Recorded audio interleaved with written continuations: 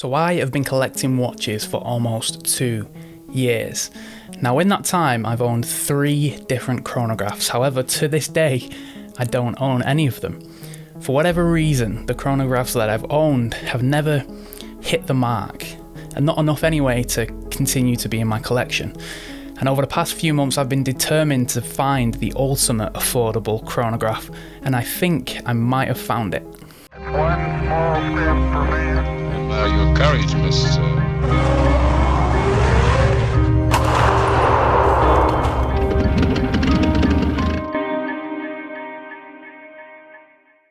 Hello everybody and welcome to Top Tier Ticker. My name is Kiz and welcome to a brand new video. Today I'm going to be unboxing and giving some technical specs about the Yema Rallygraf Panda dial. For me anyway, it probably represents one of the best value chronographs that you can get on the entire market. Simply because of its history, because of the history of Yema and its original and unique design, I think that it's a home run win for Yema. But that is only on paper. And of course, what matters when you buy a watch after you get past the honeymoon phase is that you still enjoy and you're still wearing it a lot and finding new enjoyment past that initial stage of honeymoon. But let's get on with what you're here for. Let's unbox the Yema and give you guys my first impressions. But before we do, however, it would really help me and the channel out if you could just scroll down there and drop a like. Thank you. Okay guys, so let's get into the unboxing. Quick wristwatch check. I'm wearing the Seiko 5 SNKL 23 on a beautiful ribbed mustard NATO strap. Fits really well. Admittedly, I did open this box about a week and a half ago. Okay, I couldn't wait to do the unboxing. I was so excited to have it that I just unboxed it, and I've worn it a few times too. But I'm gonna re-unbox it for you so that you can get an idea of the unboxing experience. So you can see Yema Rallygraf Panda up there, and I do live in the United Kingdom, so it came from France to the United Kingdom. A little bit later on I'll go into how much I paid for it, import fees, that sort of stuff. So let's get into the box then. So as you can see, the watch comes in this nice little pouch. You get plenty of peanuts to protect the watch. You also get an invoice in there too. Now I won't pull that out just so I can keep my address and everything secret. So here is the pouch that the watch comes in. Quite nice. Time for Heroes, Yema, and of course the Yema logo printed on there as well. It's definitely a little bit different of a watch packaging. You usually obviously see boxes and that sort of stuff, but of course Yema have gone a little bit different here. So inside the pouch, which you could use for other things, other watches as well, you get this leather sort of watch case, and you also get a booklet, and inside the booklet goes into a little bit of history about Yema, some of their most popular models, kind of where they are in the world. Beautiful pictures. Again, some more history in there. A nice little read if you don't know much about Yema already. But actually, let me just show you in here. They do have a picture of Mario Andretti wearing the Yema Rallygraf. That's kind of one of the famous things about this watch and the history behind it. So I was very excited to receive this. I was looking for a chronograph for a while, and let's take a look. What is inside the bag? There is the Yema. By the way, this did come with some protection. It came wrapped in plastic, and it also had a crystal protector sticker on there. Now we'll go into that in just a second. We'll have a look at the watch. However, there is in here as well, you do get a warranty card that is signed and dated, and it gives you information down on the bottom as well. If you have any problems, exactly where to go, who to call, who to email, and it also tells you that you get a 2-year warranty when you buy the watch from Yema. Obviously it's dated, and you have your model number there as well, so very cool. Now in terms of the pouch, get some nice Yema branding up there. The material is like a felty, suede sort of material. It's soft, it will definitely kind of protect the watch, it won't scratch up in there. Now the leather itself, it feels okay, it's not the kind of the most high quality leather. Of course it's got the holes in, so it's breathable, so there's not exactly going to be condensation, and you know, it protects the watch nicely. Yema branding as well. Quite a cool little pouch this, you know, it's a cool travel pouch to have if you're going on holiday, going for a weekend trip and you haven't got anything like this already. It's a nice place to store a secondary watch to take away with you. Okay, so let's take a look at the Yema Rallygraf. It is an absolute beauty, at least in my opinion. You know, this is the chronograph that really caught my eye when I was looking at picking one up. Completely high polished, so I know some people will like that, and I know some people definitely won't, but I think it pulls it off nicely. And of course on the dial we have a black and white color scheme. Okay, so let's get into some of the technical specifications of the watch then. So it's 39 millimeters in diameter, it has a 48 millimeter lug to lug, and it is 13 millimeters thick. So nice dimensions, like it really does hug the wrist, and even for a small wristed folk like myself, this honestly fits an absolute dream. I think anyone with a bigger wrist than mine, 6.5 inches, anyone upwards of that, you'll have no problems wearing this because it still does have fairly long lugs. Now this is a meca-quartz, a Seiko meca-quartz watch, which means you get the accuracy of quartz, but you also get the bonus of having a mechanical watch.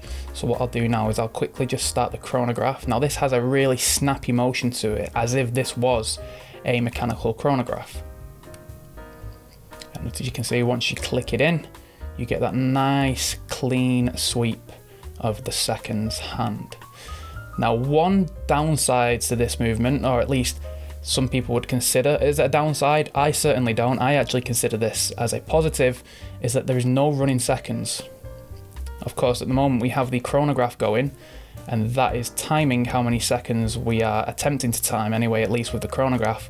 But if I was to stop that, there would be no running seconds on the watch, so the only way you can tell the time is by the hour hand and the minute hand, sorry, the hour and then the minute hand. Now given that this is a quartz watch, I really enjoy that, because one of the reasons I don't hate quartz watches, but one of the reasons why I tend not to buy them is because I hate the second hand missing the markers. It really annoys me. I just for whatever reason, I don't know whether it's a little bit of OCD or something, but I hate it when I look down at my watch and the second hand is constantly missing the markers. Hate it. Where with this movement, of course, because there is no running seconds, you don't get that. So we have a 24-hour indicator over here at the 3 o'clock, and we have a 60-minute chronograph timer over here at the 9 o'clock. And of course you use the two main hands to tell the actual time, and then you have your chronograph hand that is going to time the seconds. Now we have a date wheel down here at the 6 o'clock, which I think it looks really well integrated. Nice and symmetrical down there. Now taking a closer look at the dial, we have the Yema logo just below the 12 o'clock indice. We then have Rallygraf printed beneath it. Then beneath the pinion, we have kind of two checkered racing flags, and then France below that. So quite a lot of text down the middle of the dial, but given that it's quite a fine print, I do think that the watch pulls it off nicely. And then we have these different, original I would call them, shapes to the subdials of the chronograph. I don't know what shape that is. It's kind of a mix between a circle and a square. They're really unique, but I do really like them. I think that's what kind of makes this chronograph stand out and be different to the rest of the chronographs that you can get for around this price. And then we do have a tachymeter bezel. This is aluminium, so it will scratch over time, but it does have that really nice shine to it. Catches the light. The whole watch catches the light beautifully. Now, one interesting fact about this watch is that it is a kind of a sandwich dial. So I don't know if you can see, but the subdials are set slightly below the upper dial, which is quite cool. It adds a layer of detail. Now the watch does feature lume on the minute hand and the hour hand, and also inside the indices. What I will say is the loom is quite bad. I definitely won't be relying on it. It's nice to have, but yeah, it's quite poor. Now the crystal on this one is domed, it is double domed. You get some nice distortion. However, it is only mineral, so this will again scratch over time like that bezel. So it's not the most premium of materials, but it is a vintage inspired chronograph. I suppose that's how they kind of get away with it. Now going back to the second hand, it does have a little red tip at the end of it, which I do think is a nice little touch, and it also ticks 5 times per second. The lug width on the watch is a universal 20 millimeters, so this watch's dimensions really are perfect. And I'm sure you already have some 20 millimeter straps out there that will fit nicely in this. That being said though, this factory strap is really good. It is signed with the Yema logo there, sandblasted. And then the leather is a beautiful dark brown with some off-white stitching. Of course, this is a rally style strap, that's why you see the perforated holes there. When it comes out of the box, it is really soft and supple. Especially down here. As you can see, it has a bit of a taper, so it's thicker up here around the wrist to give it stability, and then as you go down towards the bottom where the leather sits inside the buckle, it's really soft, so you're not going to have a problem taking this on and off. Now the downside of that is that the leather strap probably won't last that long, especially down here. So there you go, that is an overview of the Yema Rallygraf. This is not my full review. I'll have my full review out in a few weeks once I've had plenty of time to spend with it and I can actually develop a full-on opinion of it. I know people sometimes do a review as they unbox it, but I think that's slightly a bit premature. You know, you need to wear the watch and experience it before you can just chuck a review on YouTube and recommend it to people. Now it is an absolute beauty, I will say that, and I've got a feeling this thing is going to be an absolute strap monster. So I've already got plenty of 20 millimeters straps in my collection, so I'm going to be testing this out in my full review and showing you guys what this thing can do on some different straps. Now a couple of things I forgot to mention in the unboxing section was, first of all, how much I paid for it and the water resistance. Sorry, that's just me being an absolute amateur. The water resistance is 100 meters, which means you can take it in the pool, you can take it in the sea, you can fully submerge it underwater and it's going to be fine, don't worry. And then finally the price, I think it retails for 329 euros. However, if you pay for it in dollars, if you live in the UK or you live in America, then of course that's going to be a little bit cheaper due to the conversion rates. Now, if you live in the UK, you will have to pay import fees, which I did. I think it was about £70. So once you take the cost of the watch, which was around $260, plus the import fees, the total cost of the watch is around £320. So it does very comfortably come under that $500 mark, which is so crucial for me, and comparing it to other chronographs that you can get for $500. So I'm very, very, very excited to do the full review, where not only are we going to go into the history of Yema, the history of the Rallygraf, but we're also going to compare it to some other chronographs that are under $500 and see how it stacks up, design-wise and with the specifications. It fits everything that I was wanting from a chronograph, as in kind of a simple yet functional design and a colorway that is going to lend it to be an absolute strap monster. And I can confirm, after trying it out on multiple straps, that this thing is a beast.